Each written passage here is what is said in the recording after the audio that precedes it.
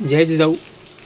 मनोज जरांगे पाटलांचं वादळ, जनसामान्यांचा रेटा, कष्टकरी, मोलमजुरी करणारे, शेती करणारे, सर्वसाधारण कुटुंबातले कोट्यावधी मराठे मुंबईकडे निघाले. या आंदोलनावर बोलताना काही ज्यांच्या DNA मध्ये भेसळ आहे असे म्हणाले की सणासुदीच्या काळात हा मोर्चा येतोय, कायदा व सुव्यवस्था बिघडेल.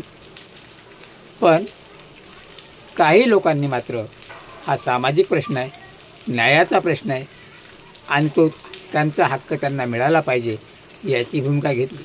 पण मित्रहो, सुरुवात सांगतो.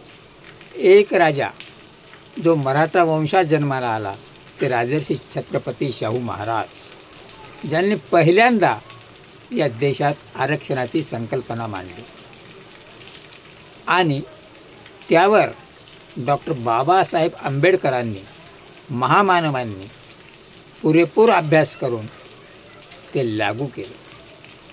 त्याला साथ पंजाबराव देशमुखांची लाभली आणि आत्ताचे राज्यकर्ते आणि काही बोटावर मोजण्या एवढे 96 कोळी म्हणणारे शे किंवा काही स्वयंघोषित OBC म्हणणारे याला विरोध करतात, तेव्हा लक्षात घेण्यासारखी गोष्ट आहे.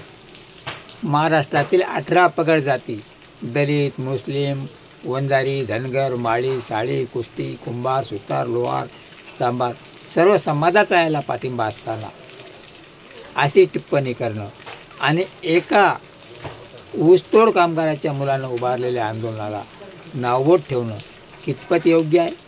हा मराठा समाजाचा अधिकार नाही का? त्यांनी न्याय मागू नये का? मराठा समाजाला आरक्षण राजर्षी शाहू महाराजांनी दिलं नाही का? डॉक्टर बाबासाहेब आंबेडकरांनी त्याला मान्यता दिली नाही का? पंजाबराव देशमुखांनी मराठा व कुणबी एकाची संकल्पना मांडली नाही का? तेव्हा या सरकारच्या डोळ्यामध्ये अंजन घालण्याची गरज आहे. जाणकारांनी यावर बोलण्याची गरज आहे. ज्यांना कान आहे त्यांनी ऐकण्याची गरज आहे आणि समाजाचं प्रबोधन करण्याची गरज आहे. तेव्हा मित्रहो, लक्षात असू द्या, राजर्षी शाहू महाराज, डॉक्टर बाबासाहेब आंबेडकर, पंजाबराव देशमुख यांना त्या काळात जे जाणवलं ते आज तुम्हाला जाणवू नये, अशी खेदाची बाब आहे.